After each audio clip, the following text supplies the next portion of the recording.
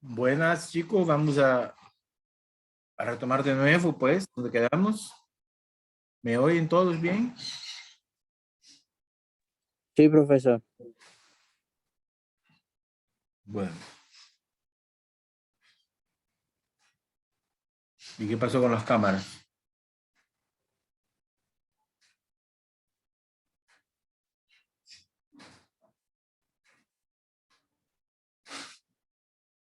Estercita.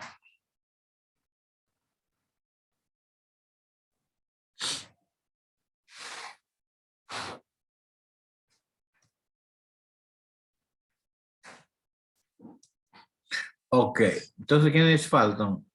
De lo que estuvieron. Ángel, no, Ángel, ahí está. Chris y la Janet, ¿verdad? Ok. Mire, esta muchacha que saqué del grupo es la Ruth, esa está en la central. Se retiró, ¿verdad? Está en la central ahora, profesor. Ah, bueno, ok. Bueno, entonces vamos a continuar para terminar a tiempo, ¿verdad? Voy a continuar compartiendo la información que teníamos. Profe, va a subir las dos partes juntas. ¿Cómo así? O sea, las dos clases, pues, las va a subir juntas de un solo. Sí, un solo archivo el día de hoy. Ahí va a ver ustedes, sí. Y ahí va también a estar la actividad. Les voy a subir también un PDF que tengo sobre esta. O sea, todo lo que estamos viendo aquí es un PDF, después lo voy a subir, pues.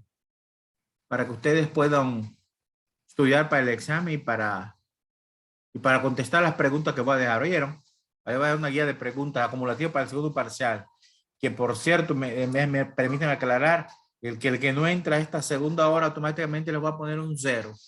Es decir, no hay justificación porque la clase mía es de 9 a 12. ¿Oyeron? Bueno, pues, así que ningún profesor les puede poner clase ahora. Continuamos, estamos con el tema de la enzima, ¿verdad? Entonces, la presentación anterior, vamos a regresar un poco. En la presentación anterior, habíamos dicho de los efectos del, las enzimas pueden ser afectadas por temperatura y pH, fundamentalmente, ¿verdad? Entonces, ahora vamos a ver los efectos del pH. El pH, recordemos que el potencial de hidrógeno es una escala para determinar cuán ácida o básica es una sustancia. Y normalmente el cuerpo humano, recuerden que esa escala pH son números que van de 0 a 14, de 1 al 14, mejor dicho. Siendo del 1 a 6 ácido y de 8 a 14 básico. Y el 7 es lo neutro, ¿verdad? Entonces, el pH del cuerpo humano, de los diferentes líquidos del cuerpo humano, se encuentra más o menos alrededor de 7, que es el neutro. Por ejemplo, la sangre es 7.4, 7.3, 7.4. Entonces, los líquidos corporales tienen un pH cercano al 7. Ese va a ser el pH donde lo cual actúan las enzimas. Entonces, ahí tenemos actividad enzimática y, por favor, vamos a comenzar con la lectura con Francisco Laguna. Panchito. Efectos del pH sobre la actividad enzimática. Los enzimas poseen grupos químicos ionizables carboxilo, amino, tiol, imidazol, etc. En las cadenas laterales de sus aminoácidos, según el pH del medio, estos grupos pueden tener carga eléctrica positiva, negativa o neutro. Como la conformación de las proteínas depende en parte de sus cargas eléctricas, habrá un pH en el cual la conformación será la más adecuada para la actividad catalítica. Este es el llamado pH óptimo. Es decir, el pH óptimo es que va a influenciar sobre lo que son los diferentes grupos químicos que son ionizables, es decir, pueden tener una carga eléctrica positiva o negativa, que son los ionizables. Ahí está el grupo carboxílico, que está en un extremo siempre, el grupo amino que está en el otro, el grupo tiol, etcétera, etcétera. Bien, eso significa que el pH puede tener influencia sobre eso, ¿verdad? Siempre continuando con el pH, Ángelo.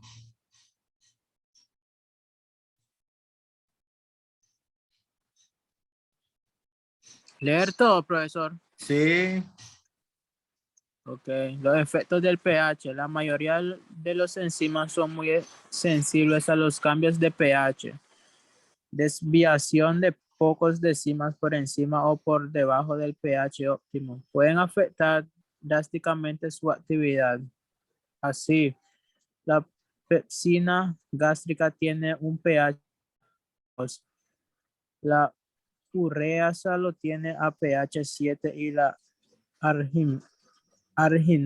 arginasa lo tiene en pH 10. Como ligeros cambios del pH puede provocar la desnutrización de la proteína, más o menos complejo para mantener estable el pH intracelular. Los amortiguadores fisiológicos. gracias. Ok. Entonces, tenemos que cuando las enzimas actúan, van a ser muy sensibles al cambio del pH bajo el cual trabajan, ¿no? Ya nos dice que una pequeña desviación del pH actúa o tiene un efecto drástico sobre la actividad de la enzima, aunque sea décimas que se desvía. No es necesario que sea un número entero, sino que décimas. Y nos da un ejemplo. Por ejemplo, muchachos, la pepsina gástrica. La pepsina es una enzima que tenemos en el contenido de los intestinos para digerir los alimentos. Y esa pepsina en el estómago, ¿verdad? Es una gástrica. Y esa pepsina actúa bajo un pH de 2, es decir, un pH ácido, fuerte, ácido fuerte, 2 ácido fuerte. Si cambia el pH del estómago, pues esa enzima no va a poder actuar. La ureasa, esa actúa por la formación de la urea, tiene un pH 7, neutro. Y la arginasa, esa es para descomponer el aminoácido arginina, se llama arginasa, trabaja con un pH básico de 10. ¿Se fijan? Si cambia esas cifras, ellas van a trabajar de manera débil o del todo cesar su actividad. Ahora, como las enzimas son proteínas, y recordemos cuando miramos las proteínas se desnaturalizan. ¿Qué cosa es desnaturalización? Es la pérdida de la actividad de una proteína, no puede cumplir con sus funciones. Entonces, para mantener el pH en sus niveles óptimos, para que no se cambie, el cuerpo tiene unas sustancias. Esas sustancias son amortiguadores. Los amortiguadores también le llaman tapones o sustancias buffer, amortiguador. ¿Cuál es su función? Pues mantener el pH en niveles óptimos, que no cambie el nivel de pH. Bien. Ok. Aquí tenemos el ejemplo que habíamos visto, ¿verdad?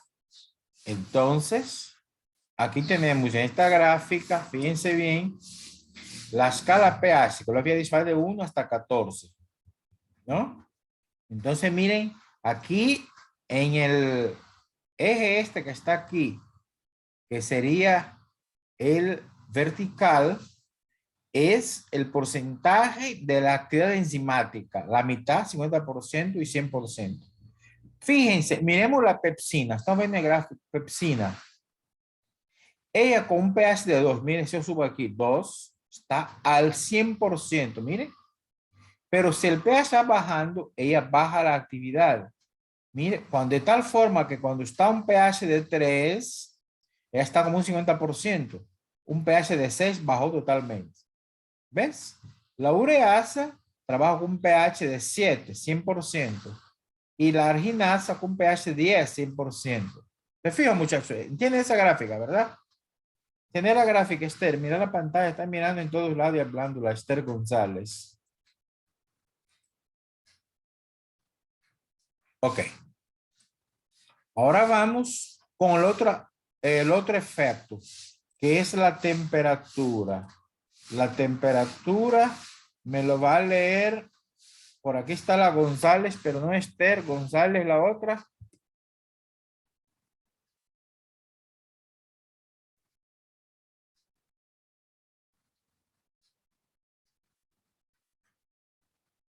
Se retiró, yo creo que no entró ahí por esta. Bueno, lea Esther. En general, los aumentos de temperatura aceleran las reacciones químicas por cada 10 grados de incremento. La velocidad de reacción se duplica. Las reacciones catalizadas por enzimas siguen esta ley general si se empiezan a desnaturalizar por el calor, la que se llama temperatura óptima. A ver, Esther, estás en una línea, lea bien. Donde dice, sin embargo, no lees. Comienza a leer otra vez aquí, la reacción, y de ahí comienza otra vez, las reacciones. Las reacciones catalizadas por enzima siguen esta ley general.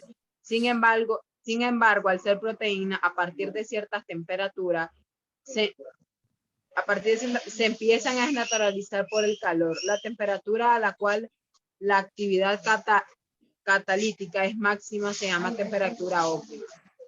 Por encima de esta temperatura, el aumento de velocidad de la reacción debido a la temperatura es contrarrestado por la pérdida de actividad catalítica debido a la desnaturalización térmica y a la actividad enzimática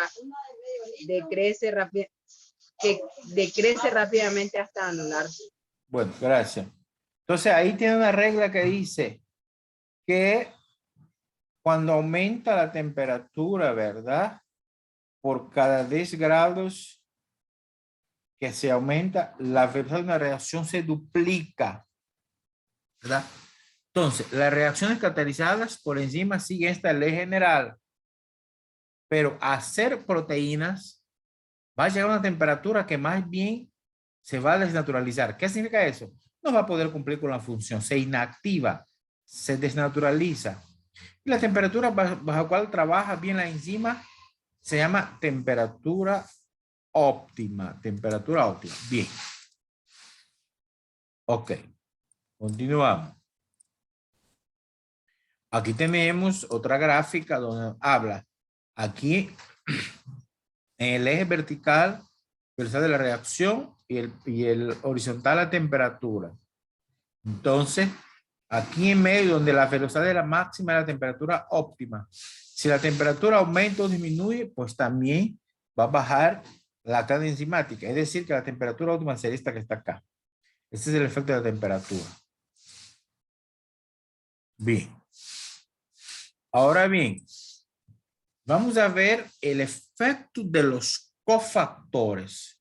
Habíamos dicho que los cofactores son sustancias iónicas inorgánicas que forman parte de la enzima. Por lo tanto, no son partes proteicas, ¿verdad? No tienen nada que ver con la proteína. Son iones, normalmente pues, minerales que actúan y ayudan a trabajar la enzima. A ver, Pancho, ¿qué dice ahí? Efecto de los cofactores sobre la actividad enzimática. A veces una enzima requiere para su función la presencia de sustancias no proteicas que colaboran en la catálisis. Los cofactores pueden ser iones inorgánicos como el hierro, magnesio, manganeso, zinc, etc. Casi un tercio de los enzimas conocidos requieren cofactores. Cuando el cofactor es una molécula orgánica, se llama coenzima. Muchos de estos coenzimas se sintetizan a partir de vitaminas. Hemoglobina, proteína que transporta oxígeno, y su coenzima, el grupo hemo. Cuando los cofactores y las coenzimas se encuentran unidos covalentemente, la enzima se llama grupo prostético, la forma catalíticamente activa de la enzima. Es decir, la enzima unida a su grupo prostético se llama holoenzima. La parte proteica de un holoenzima inactiva se llama apoenzima, de forma que apoenzima más grupo prostético igual a holoenzima. Gracias, Pancho. Entonces, ahí tenemos que, pues, un tercio de las enzimas necesita un cofactor, como el hierro, magnesio, etc. Y nos da un ejemplo, la hemoglobina, que ustedes saben tiene la potentísima función de llevar el oxígeno a todos lados. Tiene una coenzima que es el grupo hemo. Y dentro de ese grupo hemo está atrapado el átomo de hierro, ¿verdad? El átomo de hierro. Bien. Ok.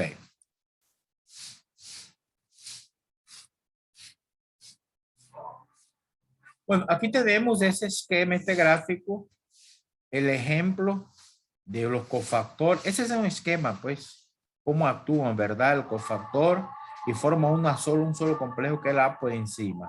Ese es un esquema, pues. Ok. Ahora vamos a la última parte, muy importante. ¿Cómo se nombra las enzimas, verdad? Nomenclatura de las enzimas. Tenemos ahí, chicos, que hay varias formas mediante el cual se asigna un nombre a una enzima.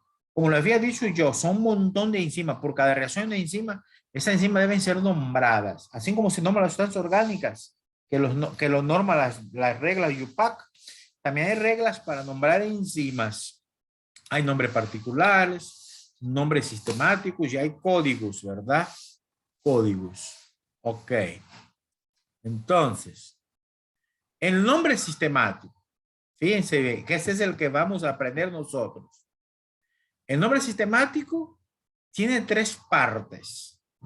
La primera parte es el sustrato preferente, es decir, la sustancia sobre la cual actúa la enzima. La segunda es la reacción que realiza, o sea, la acción que hace.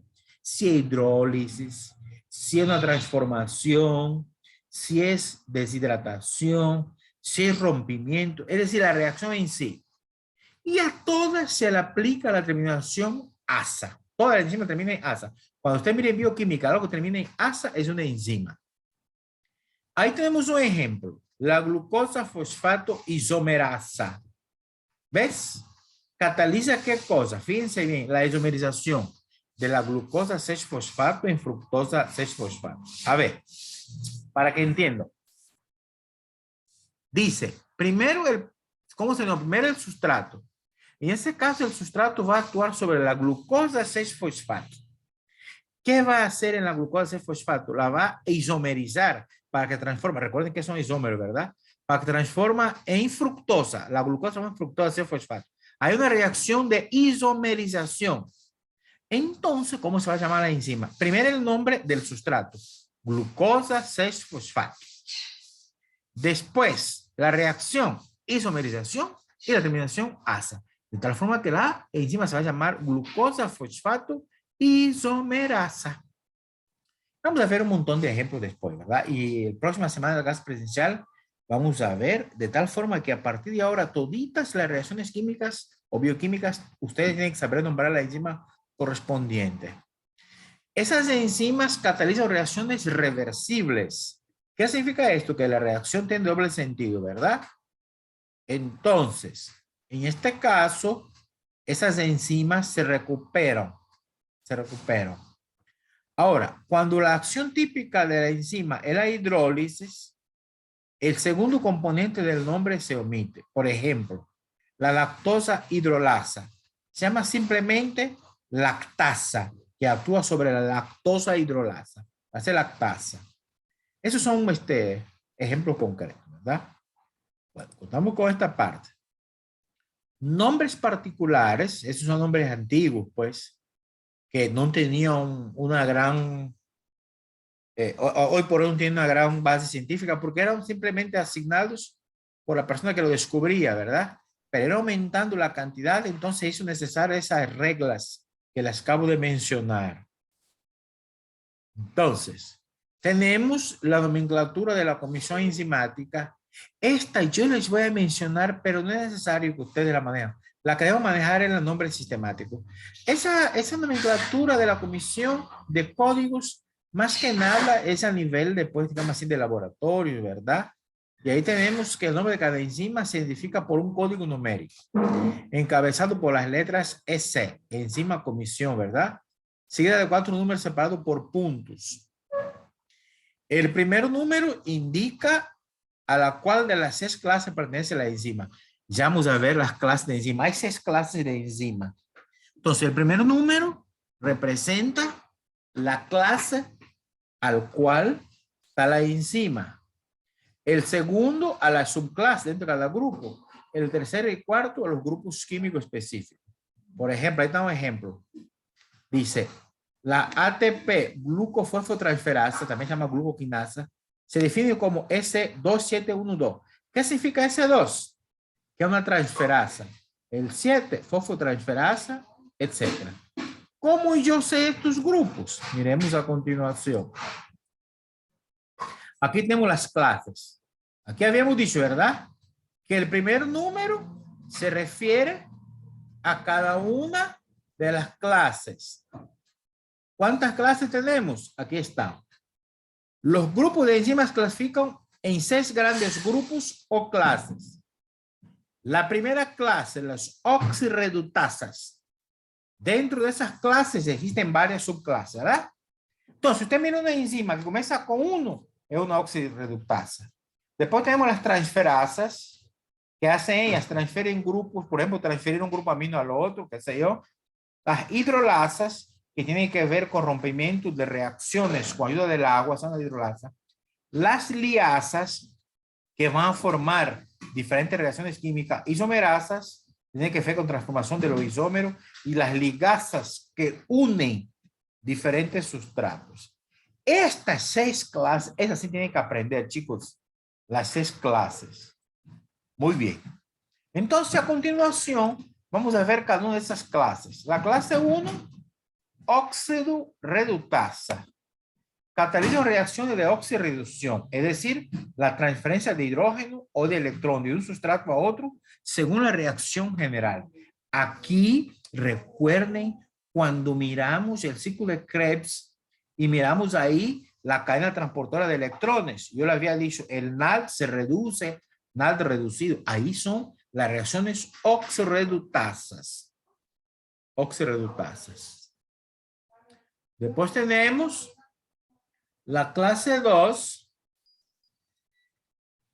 que son las transferasas. Catalizan la transferencia de un grupo químico que no sea el hidrógeno, porque si el hidrógeno sería la oxirreductasa. De un sustrato a otro. Ejemplo, la glucoquinasa. Cataliza la representación siguiente, ¿verdad? Glucosa en glucosa 6-fosfato. ¿Qué hizo? Miren, aquí arriba está ATP, adenosín trifosfato, y aquí está ADP, difosfato. Le falta un grupo fosfato. El ATP donó un grupo fosfato, aquí está. Entonces, ¿qué hizo la enzima? Permitió la transferencia del ATP a la glucosa. Y la glucosa transformó en glucosa 6-fosfato. Eso es la segunda clase, que es las transferasas, de transferir, ¿verdad? Las hidrolasas, ¿qué hacen? Catalizan lo que son las hidrólisis. Hidrólisis es cuando se rompe una reacción con ayuda del agua. Un ejemplo es la lactasa, que cataliza la reacción. Por ejemplo, la lactosa más agua forma la glucosa más galactosa. Es decir, que la lactosa es un disacárido. Tiene 2 monosacáridos. Si se une con el agua, se va a romper y va a formar los 2 monosacáridos que la contienen, que es la glucosa más la galactosa. ¿Quién facilita esa hidrólisis? La lactasa. Lactasa. Ok. Es importante para el examen de segundo parcial. Cuarto, liasas. Cuando las reacciones de ruptura o soldadura del sustrato se rompen. Por ejemplo, la descarboxilación oxidativa, el ácido acético se transforma en acetona y libera el dióxido de carbono. Ahí hay un rompimiento. Esas son las liasas. Después tenemos las isomerasas. Viene de isómero. Recuerde que los isómeros son sustancias que tienen la misma fórmula molecular, pero de distinta fórmula. Misma fórmula molecular, pero distinta fórmula estructural, ¿verdad? Entonces, las isomerasas catalizan la interconversión de grupos de isómeros. Son ejemplos, por ejemplo, la fosfotrioisomerasa. ¿Qué hace esa sustancia? Transforma el gliceraldehído en dihidroxetona. Transformó. Es decir, tiene la misma cantidad de carbonos, lo único es que la ubicación, ¿verdad? Mire, aquí el grupo, en las doble enlace coxino está el carbono 2, aquí está el carbono 1. Ok, muy bien. Y la última clase, las ligasas, de unir, de ligar, catalizan la unión de dos sustratos con hidrólisis simultánea. Ejemplo, el piruvato carboxilasa, que cataliza la reacción del piruvato más dióxido de carbono más ATP, ¿en qué cosa? En oxalocetato más ADP y fósforo inorgánico. SP es fósforo inorgánico. Ok, muy bien. Estos son, muchachos, lo que es la nomenclatura de las enzimas. Aquí tengo un PowerPoint, un número dicho, ¿cómo se llama este? Un PDF. Este PDF es todo sobre la actividad enzimática. Este PDF lo voy a subir, es complemento, más la videoconferencia. Y con base a ese PDF, yo voy a dejar la actividad, que esa actividad, ¿verdad? Esperen.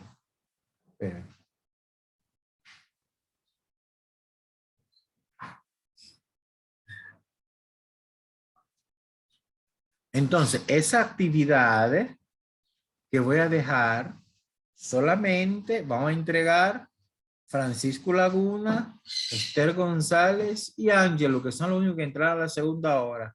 Los demás, pues, no tienen derecho a entregar, tienen ese respectivo 0 porque no entraron a la segunda hora. ¿Ok? Bueno. Entonces, en este caso, la actividad va a ser sobre las enzimas. Yo voy a prepararle una serie de preguntas que ustedes van a contestar y van a subir. ¿Estamos ahí, chicos? ¿Preguntas, dudas? Todo claro, profesor. Oh, claro, Ángelo. ¿Y Pancho? Los dos espacios de la tarea que dejó de la videolectura junto con los dos los va a poner el mismo día. No, porque la que dejé con la video de lectura termina, creo que el lunes. ¿Ah? Y esto voy a subir hoy y va a terminar el próximo martes. Porque recuerden que yo siempre lo pongo, doy una semana para... A ver, voy a ir a la página virtual. Quiero ver algo. No tengo, quiero ver si tengo abierto bioquímica. Aquí está. Profesor, una pregunta, ¿y las notas? ¿Qué tiene las notas, Pancho? Ahí te voy, Ángelo. ¿Usted ya las subió? No. Ah, ok. Hasta el inicio lo que dije, mi niño. No, no estaba, ¿verdad? No. Entraste tarde. Bueno, la nota de ustedes ya está. Nadie se quedó. Ok. Yo no quería subir porque quiero entregar el examen físico. ¿Ya? Ok. Sí, está bien. Pero no hemos recibido la clase presencial. Desde el examen no hemos visto. Porque el día que teníamos la clase presencial, ustedes fueron de gira de campo, algo así. ¿De acuerdo? Sí, sí.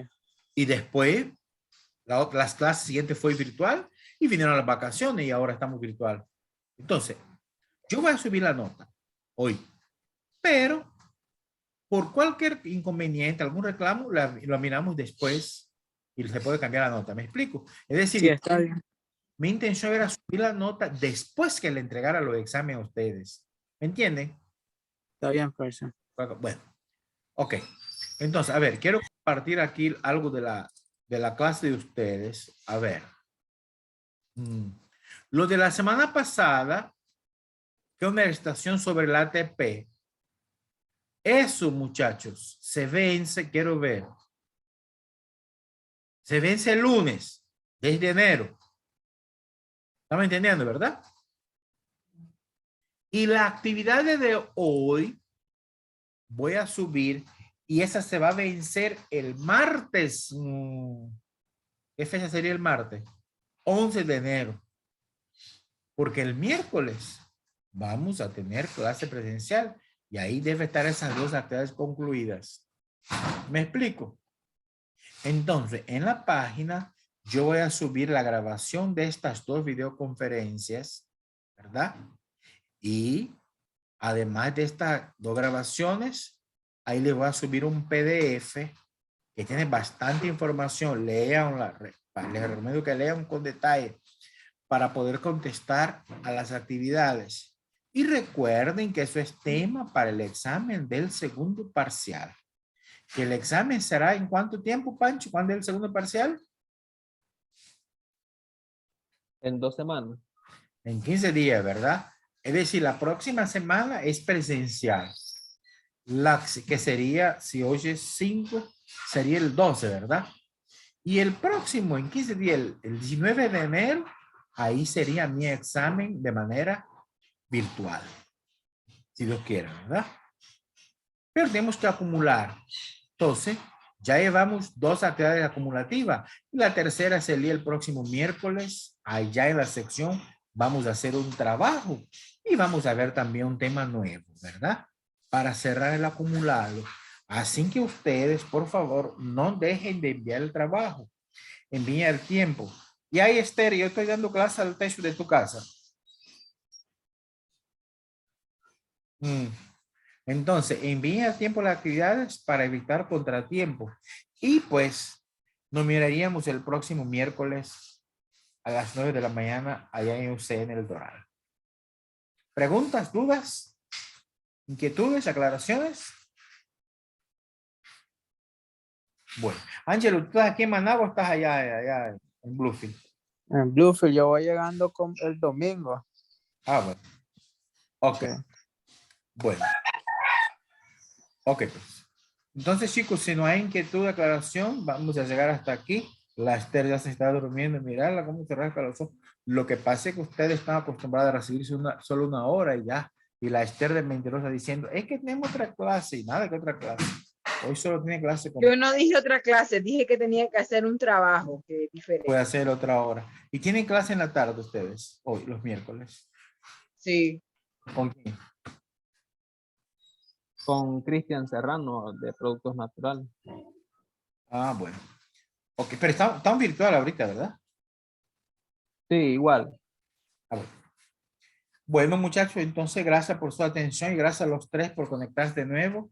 Y nos vemos el miércoles, si Dios quiera. Que tengan un excelente día todos. Buen Adiós. día, profe.